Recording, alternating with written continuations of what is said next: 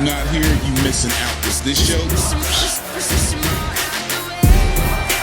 Welcome to the We Love Wrestling spot. I am Terry with Danielle from the Pretty Heels. Today I'm with a podcast that you probably should listen to. You probably should know. They're making big waves out here. I'm going to let them introduce themselves to you. So if you guys will take it away. Well, the three of us are part of the Jobber Tears podcast. I am Janelle from HR, here with Sir Wilkins and Mr. Black himself. How you doing again, guys? What's up? Sorry. As we start off, I always ask this first question. If you love wrestling, can you tell us why you love wrestling or how your love for wrestling came about? Don't all go at once, guys. We do this every week. So go ahead, Janelle. Oh, fine. I'll go first, guys.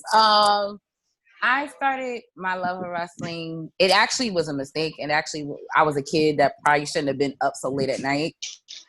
Here in New York, they played ECW at like 2 o'clock in the morning on public access TV. So like one random night after I watched Apollo, which was on at 1 o'clock, 2 o'clock came on, I still was up. And I just stumbled upon ECW, which had like Taz, Sandman, RVD, just the list goes on. And I was like, what is this? But I wasn't supposed to be up, so I would watch it mute. So that's why, like, nowadays, like, with the no audience, everyone's like, oh, my God, this is the worst. I'm like, actually, this is how I started watching wrestling. Like, mute. Like, nobody in the background type of thing. So that's kind of, like, where my love for wrestling started. It kind of just fell into me. It reminded me of soap operas because I watched soap operas with my grandparents growing up. So like the drama and the commentary and everything, it just all kind of fell together. And it's just been a love of mine since I've been like a young girl. So being a young girl growing up in New York, loving wrestling, it kind of was like on a DL, like not everybody knew. Because it was like one of those unspoken things as a kid. Like you go to school and be like, oh, you like wrestling? Oh, you're lame, you're this. And it's like, all right. So I didn't feel like I got to really enjoy my love of wrestling until I became an adult. And then I met, so many other people that look like me, talk like me, that love it. So that's kind of the Cliff Notes version of how wrestling came into my life. It's amazing. I started watching wrestling as early as you can probably start watching TV as a kid.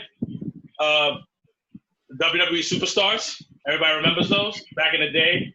So that's when I started watching it, like on Saturday. My pops was into it. I watched wrestling for a very, very long time.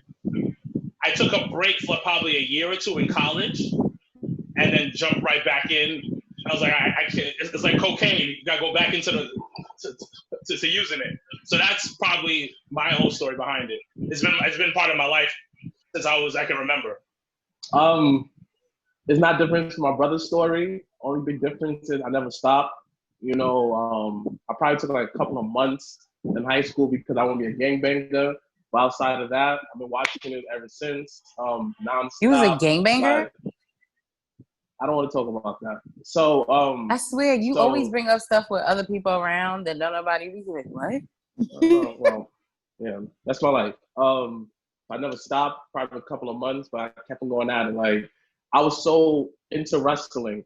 Before there was YouTube, my YouTube was Wikipedia. I look up a wrestler on my sidekick, type in their name, Wikipedia, that was all my information. That's how I found out about different matches. That's how I found out about different titles, the history of titles from back in the day, from the WWE Championship to the tag team lightweight championship. Many different titles I ended up discovering underneath the WWE banner. And I'm discovering a lot of behind the scenes before Beyond the Mat. I would have words, but Beyond the Mat put like an image behind it, a video behind it. So when I think about these stories I learned from Wikipedia and other dirty websites, it gave me a video so I always play back in my head. So wrestling always, it didn't become a key component to my life into the past couple of years, but I'm happy that I'm body's into it. I don't know. I couldn't come up with a metaphor quick enough, so that's why I said it. All right. I can feel that. Now, let's talk about your podcast name. I I've heard some of it, but when I see jobber tears, jobbers are the ones who they say lose a lot, the enhancement talent. So jobber tears, how did you come up with that podcast name? All right. Who got the funniest version? So we were relaunching, and we wanted to think of a new name. So I think it was all three of us, and I think and our old camera guy, and we just sat there at Legends Bar. At Legends Bar. At one of the local bars, going through names. So we're throwing names at each other, and then we're googling them. Like, yo, this name is tough. Oh, somebody already got that. Somebody already got it. Oh. Like all the typical names you would associate with a wrestling podcast, all taken. Like all of them. So then, long story short, we came up with Jobber, and then we had Tears. So the reason why we call ourselves Jobber, because none of us are superstars. Okay. Like, real fans aren't really superstars, if you really think about it. And then we said Tears because, like, when people complain about things, they're crying, they're complaining, a cup of tears I got. So Jobber Tears podcast. So it has a wrestling base in it because any typical wrestling fan is always complaining about things. So you're crying about, oh man, CM Punk sucks. Oh man, I hate this about this wrestler. Blah, blah, blah, blah. So you're crying, and once again, none of us are superstars. Ain't none of us like some big time stars. So Jobber Tears, and it also keeps us humble. So I mean, from my memory, what I remember, I thought that we came up with it when we all sitting down. It's like Jobber Tears because when a Jobber lose, they're always crying. That's according to my memory. That's a part of it. That's a part of it, but then when it really comes down to it, I'm about to say, like, but when it really comes down to it, weird Mandela effect now. But when it comes down to it, that's what it was. Because that's what it was. I like that version better. I like that version a lot better. Well, because it was more or less about us. Like, to me, like when we created the name, it was more or less us being like the space that we were in at the time. We kind of felt like the underdogs. So with a jobber's the underdog. It's someone that, they're not on the radar, but it's probably someone you could, because, honestly speaking, every big superstar was a jobber once upon a time, period. Everybody. Except for Vince. For me, it was more or less us, us being the underdog and coming above, everything we had been going through previously.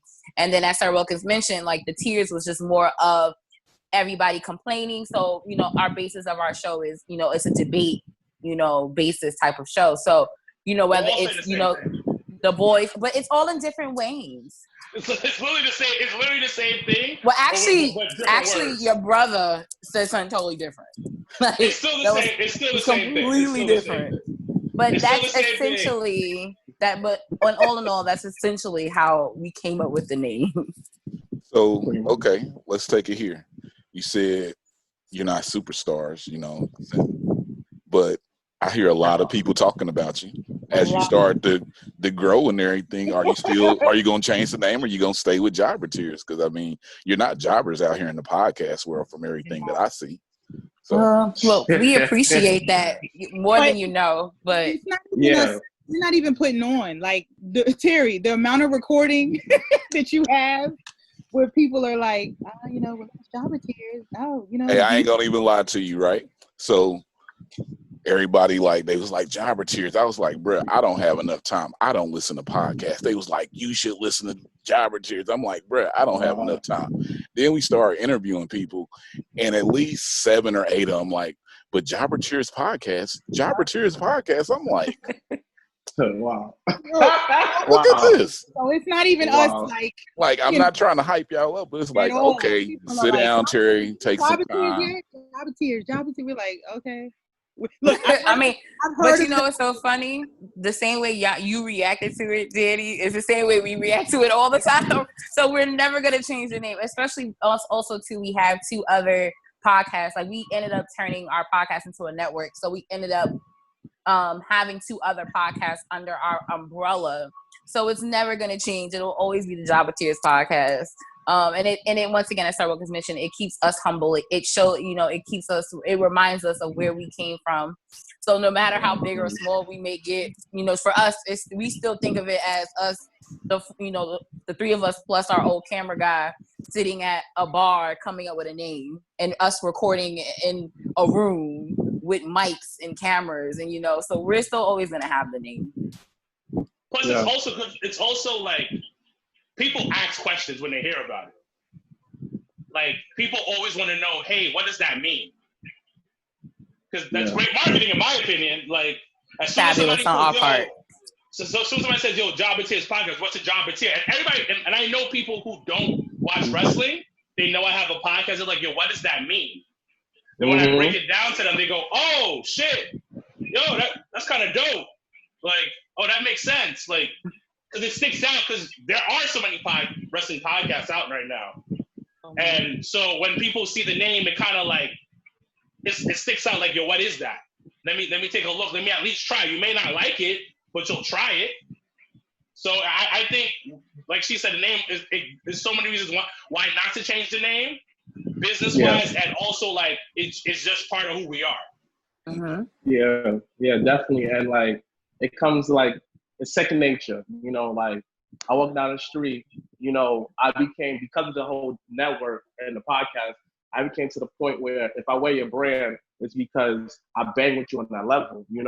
And it's to the point, everybody knows that you're going to see me in Job and Tears hoodie. You're going to see me in Job and Tears shirt, you're going to see me in Job and Tears jacket. You're going to see me in it. It's like, me changing that, it would be taking away something that I helped raise from a child.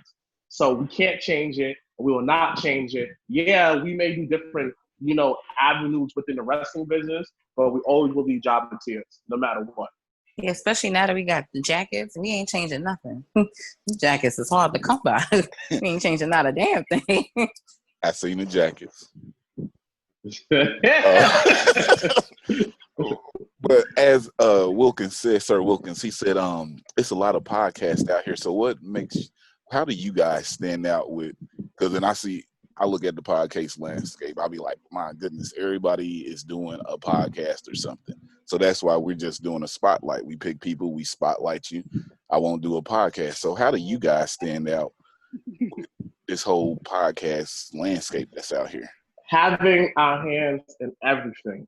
Okay. That's how you stand out. To make sure that when you see us at a wrestling event, you're going to see one of us there. Probably all three of us. You're going to see one of us in either a hoodie, a shirt, or now a jacket. You're going to see us at a wrestling event. You're going to see us even at somebody's like, somebody just started out their wrestling company. You're going to see one of us there. Even with wrestling parties, you're going to see all of us there. You're going to see the culture that we cultivated for the podcast. Not only that, you get to listen to us, you can actually go up to us, ask us questions, and through that, you're able to meet other podcasters, you're able to meet other independent wrestlers, some sign wrestlers. That's the experience that we want to create. It's something for everybody, a place where wrestler fans who look like us, who talk like us, could just be there and just have a place of, I call it like a place of like a church, you may say, where, they get their fix, they get out, Not only that, we also get into brunches where, we never thought about people coming in with WWE titles and different wrestling titles with jackets, swimming, dripping, just to celebrate something commonly just about wrestling, To me, that's the way for us to stay relevant, even online, scene, you're going to see one of us on another podcast, You may see me on a weed podcast. You may see me on a cooking show. You may see my brother in a more political state. You may see Janelle, something to deal with Afro-Latina or something that deal with women within the wrestling business. But make sure we're going to be there, having our hands in everything and making sure as we have our hands in everything, we're getting the skills to take that to the next level. So we're never slacking in nothing. We make sure as a unit, we stay together. That's it. Earlier, go ahead. And I think it's a little bit what he said, but I think it's more about how we're ourselves. And when we first started, some people was like, well, we're too New York. And that actually helped us be who we are and doing that. And also, we have a large market share within the podcast community because of how many things that we do. So when it comes to, like what he's saying, it's us owning a large part of the market share, which is not just podcasting, it's doing other stuff besides that. And we also have a nice hold on the independent scene in New York. A lot of podcasts focus more about WWE, AEW, but we talk about the independent wrestlers. We have independent wrestlers on our show, and that's what differentiates from a lot of other podcasts, where you would listen to us and you'll learn something. It's our podcast where the casual fan can go, not feel lost, but also learn something. And a lot of podcasts are like one extreme or the other, where it's super, casual like WWE, AEW, or super independent, where they don't talk about nothing else but before Chicago got shut down, like something like Chicago. Like a casual fan won't know that. And a super indie fan will only know about that part. So what makes us different is that we're that good middle. And you'll learn and be entertained at the same time. And I always try to preach to the guys, like, yeah, we're having fun, but we're also teaching the people like different shit. Like people come up to me all the time, like, I never heard of this wrestler. I'm gonna go check him out. All the time. And with such a crowded community of independent wrestlers, so it helps the guys out, especially the guys who are really good and overlooked. So I think that's what really is. We have such a large market share that we're building to grow, but also we're ourselves, and then also people learn something when they listen to the show. I mean, just to add on what my brother said. Wait, just to add on real quick. Just to add on what my brother said. My friend, who had my wrestling years, he hit me up. He's like, "Yo, man, because of your podcast, I'm having a better intro into AEW. I'm able to understand these guys and have more of a background because the way that y'all talk about it and y'all add history to the history I may not know about. And because of me, he's a big fan of AEW and NXT because he was able to listen to it. Because, like my brother said, we talk about everything. Last week episode we went to talk about time traveling. Then maybe episode we give out of dating advice, because I like to call it, we have those kitchen conversations that a lot of people may not want to have out loud about wrestling and life. Which is true. So the icing on the cake, I think that both of them kind of touched on too a little bit, is our chemistry is one of a kind. It's one of those things that at the end of the day, we thought wouldn't work, but it actually works. Minus the fact that the two of them are brothers. So they already come into the situation knowing each other, having that. Me and Sir Wilkins have been friends over, 6-7 years. So we came into it, with a certain level of chemistry that we took a risk on, because, sometimes you don't do business with friends, and essentially, because that can go left quickly. But I think for us, we've learned to not only get to know each other on a different level, but also respect each other in a professional level. And I think a lot of, people that do podcasts, sometimes they just do it once a week or once a month and it'll be what it is. I think one of our key things for us is we've always been consistent, even during quarantine. We've been on Zoom, we've been on Skype, we've done interviews. Like one of our biggest interviews during quarantine was with Leo Rush, which I think was the catalyst of the whole Mark Henry thing. I'm just gonna put that on the table, but that's just me. But I think with the mixture of our chemistry, the mixture of us being always able to help those that are around us too, like we've been able to create a platform for others to do what they love to do. Whether it's, once again, we have our 2 other podcasts under it. So you have a sports podcast, which, gives them the platform, for people that love wrestling and love sports. And then we have our Cats and Dogs podcast, which is about, male versus female, Venus versus Mars kind of situation. And that's, a day-to-day thing. So I think for us to be able to create a platform, to have our chemistry together, and also to be able to be visible, especially in our city and in other places, because I guess I would consider myself the traveler of the group. So I would go down to the South. I would go to Chicago. I would go to shows, whether it's anywhere. And, I'm not only going for the love of wrestling, but I'm also going to network and also to see what other opportunities there are in that area, because I think the more people know, the more we can help each other. And Mr. Black always says that when we record, everybody gets to eat at the table. And that's just kind of our mentality has been from day one. Is like, it became, we did the podcast because we love wrestling, but it became bigger than us. It became a way for people to come together. It became a way for everyone to, find that niche, because wrestling is a small niche within a niche. So everyone was able to come together and be able to love the same things and feel comfortable. And I think that's always the number one thing, is that we created a space of comfort for people to not feel like, I like wrestling, let me keep it on a hush. No, say it loud and proud.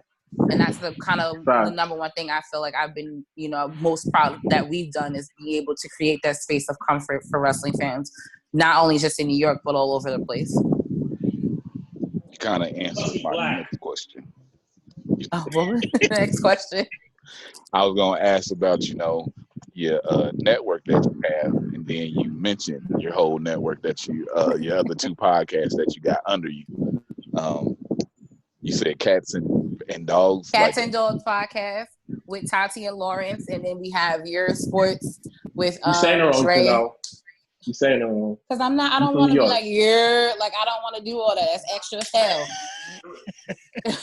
I got one of the people on the podcast in my house, and he's like, you gotta say it a different way. Mr. Black, what's the name of the podcast? It's your, like, you gotta, He did it. You feel me? Like, you gotta have that New York card, that grittiness. That's a lot of breaths. Like, I ain't got it today. Listen, but yeah, we I have those lot, two podcasts. So I got a lot of yeah, we know. Then I'm gonna let you go. So I'm just gonna kind of, bring it to a close, like I said, because we're super appreciative of you guys taking the time out to meet with us. I guess my question would be, what do you guys done a lot, right? You've mentioned a lot, and I mean, I outside looking in, I see what you guys do, and definitely we're admirable. What do you guys see as a collective for Jobber Tears' future? Like, we see what you have in the present, like what's coming down the pipeline, or what do you foresee in the kind of far off future of Jobber Tears adding on or becoming or evolving into? I think we just continue growing as a brand and just making the proper movements and elevating ourselves to the next level. I mean, right now, there's nothing we can do because the whole world got shut down. Shout out to COVID-19, the greatest heel of all time. Like, seriously. Like, if this was a movie, this was to be a great movie. Shit, this is like Independence Day. Facts. We got the riots. Come on, we got everything to fit every audience. You got the pro-black people. You got the got the claims member people in the whole mix. You got the political people that into movies. You feel me? You got, like, oh my gosh, you got the hustlers. You see everybody from the ashes making their own businesses. There's so much. Oh, you got the people working out. You got the workout heads. You got the sports heads. Everybody's covering different documentary about sports. Come on, the pandemic as a movie will be one of the greatest movies ever. The problem is, who's gonna film it? I don't know. The problem is, we still living it. But I think the next big thing would probably be we were supposed to do a show July 4th. So I think that would be the next big thing we'll try to finally end up doing. Because we were supposed to have like a whole ass show. But we was about to have. But once again, COVID-19 did a Thanos and like snapped his fingers like, nah, this is not happening. So I think that would probably be the next thing, and just improve the brand. I know individually we all have things going on, so that's all of us elevating on the different levels. Yeah. Yeah, I think once the world decides to open back up, once again with our podcast, we do viewing parties here in New York. So hopefully when indoor seating goes back to, even if it's at 50% capacity, we'll be able to do a viewing party. So we'll be able to go back to doing that. Definitely rescheduling Jobber Slam, because that was going to be, y'all don't even know. Like, that was going to be the end all of, that was going to be really what really kicked off the year. Like, the year would have had a reset after Jobber Slam at that point. And also too, just hitting different markets.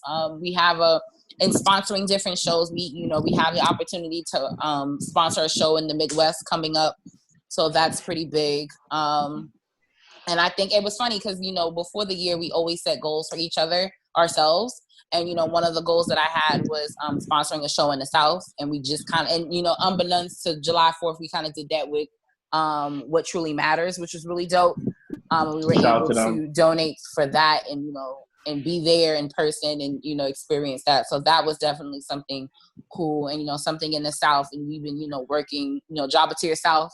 How like DTP did it. So we've been working on that, and just us keeping the brand together. I think once again, consistency is key. I think it's what a lot of people lack in sometimes because for whatever reason. But I think even with the quarantine and COVID, we've been able to show each other that nothing can really stop us but ourselves. So I'm thankful of my brothers in wrestling because I think all of us together we've been able to keep our heads above water and keep ourselves humble at the same time. I'm based in the Midwest, so I have to ask, what show you sponsoring in the Midwest? It's what is it?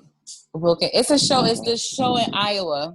Oh, the Black Wrestlers Matter show, August 22nd. Damn, yes. Sarah. You knew about it? I mean, I was gonna He's on the go card. to that, but we got two shows here in Indiana that, yeah, I'm obligated to be here at these two shows in August on the same dates. But before we go out, I got to ask this. You know what I'm saying?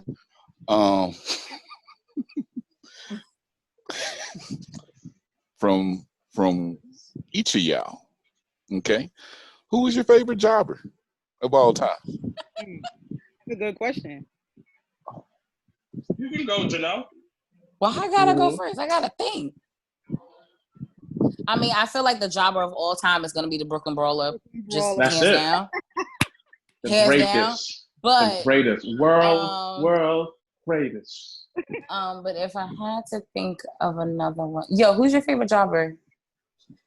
Right now, mine is Leon Ruff from the AR Ooh, Fox School. it's a good one.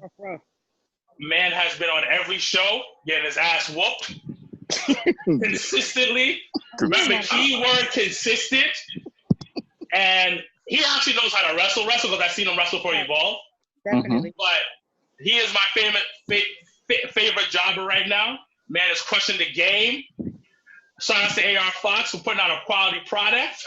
And he's not the only one. AR got a lot of kids that's out on. Look at Austin Theory and stuff like that. I gotta really think. Favorite jobber right now. Mr. Black, do you have a favorite jobber?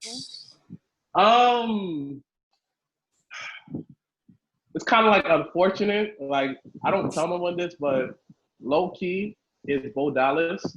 Like, I was thinking the same thing. Get out of my head. I really like his quality of work and the stuff that he did with Curtis Axel, was beefing with his brother and how he imitated them, little touches he did.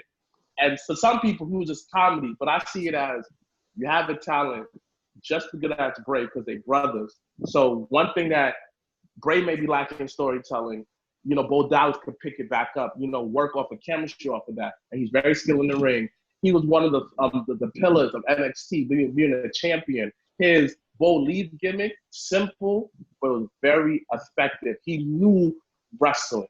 And the fact that, I don't know, he's one of my favorite jobs because the fact he's just really a total package. Like, you want a Southern wrestler, someone from the Southern accent, you got that. You want more of somebody that can take care of business when he was with the Miz, when he was the Miz Taraj. So he's able to do many different roles. I'm telling you, he's one of my favorite jobs. I don't tell no one this because people laugh at me, but he's one of my favorites. No, I was thinking the same thing, low key. That's why I was like, oh shoot. I don't even got no credit for that. I used to believe, I always believe. I didn't believe until the end. That's why I was mad. I was like, damn. I believed at the beginning. He killed in NXT. Killed it. Yeah.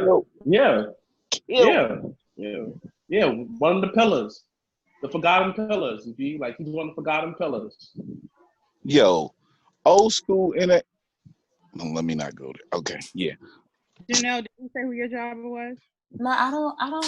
He took mine. I was gonna say Bo Dallas. That's the first thing that came to my head. Yo, what's your favorite jobber? Jobber? Yeah. Bro, Ziggler. Yo, okay, I would have said Ziggler too, low key. Oh shit. Ziggler's a good one. Ziggler's not a jobber though. He definitely, first of all, he definitely had Ziggler's a not a period jobber. of jobbing the fuck out of people. Like that was No, a period. Ziggler's not a jobber. No, Ziggler's not a He's an jobber. Owen jobber. Like I like to call him a. What part of Hold on. what part of people before they became a superstar was a job? Like fucking the Hardys were out here jobbing as a tag team back in the early 90s. So come on. Ziggler. Everyone was jobbers at one point. He's not, but he's more like I like to call him an Owen jobber, where he makes the stars of tomorrow look very good. He plays a lot of roles. He's a gatekeeper. Ziggler's definitely a cleanup guy. If it was a basketball team, he's a third guy in your rotation. He doesn't need too many shots, but without him, you can't win. But then he gets a random ass title shot at a bum ass Extreme Rules. Jobbers don't get title shots. Jobbers do because guess what? He's gonna job the fucking Drew. Are you kidding me? He's not jobbing. No, he's not. Like you need those guys. He's not jobbing. He need those guys to get those titles. If you're gonna say champions. If you're gonna say Ziggler's a jobber, you might as well call Mankind a jobber.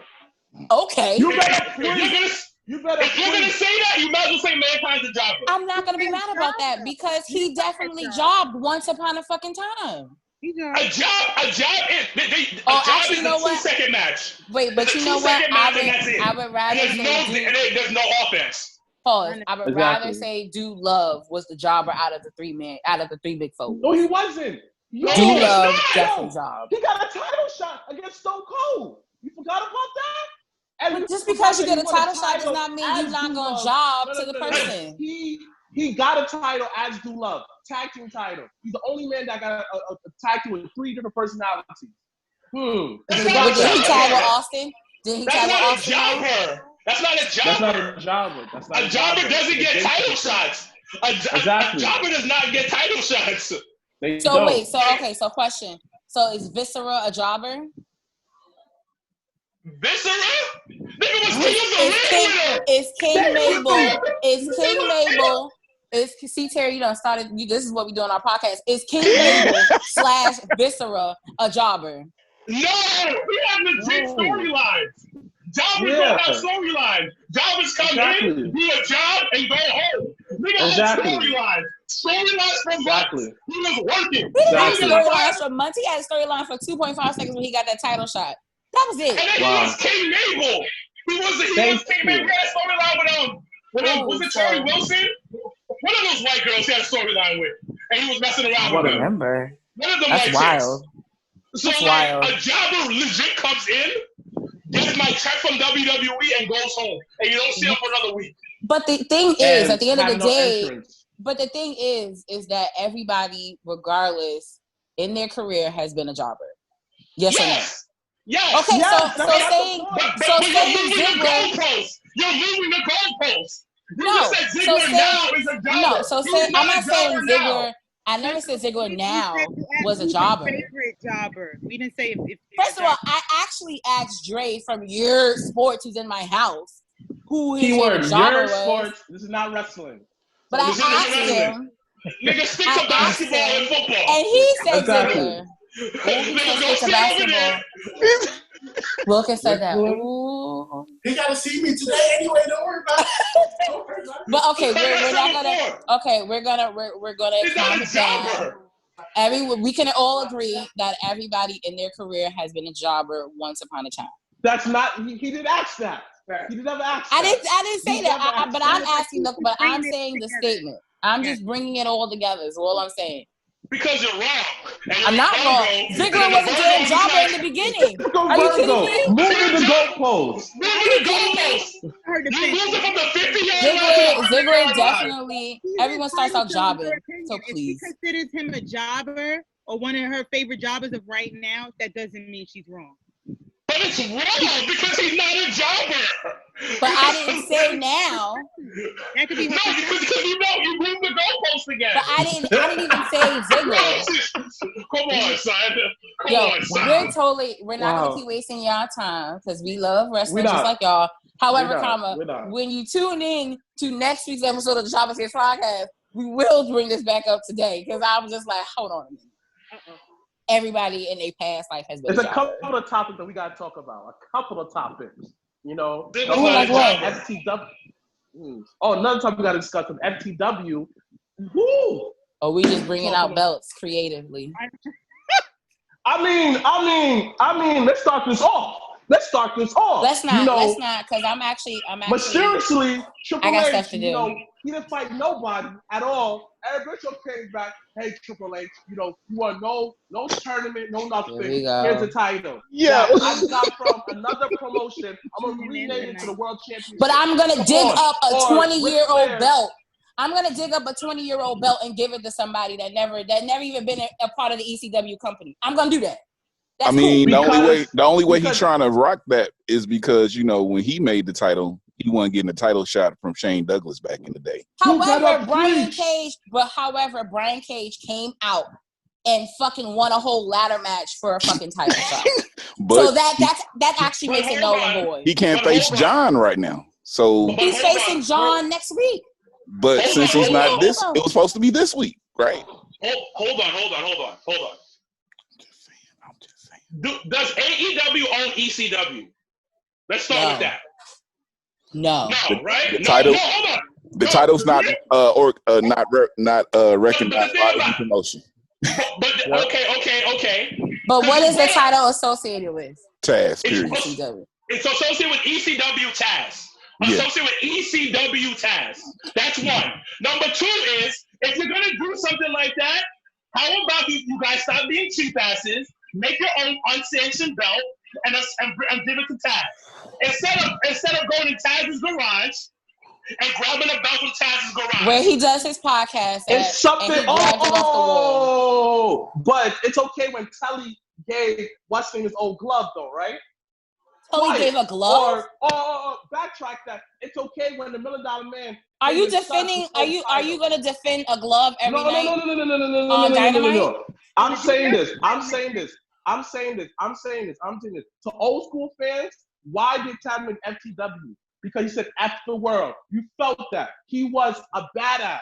So now, this is my man. You give it to Brian Cage, who's been on TV for 3 weeks. I'm going to give you, but Brian Cage had mad matches. Brian Cage did what you have to do. You know what? He had one match.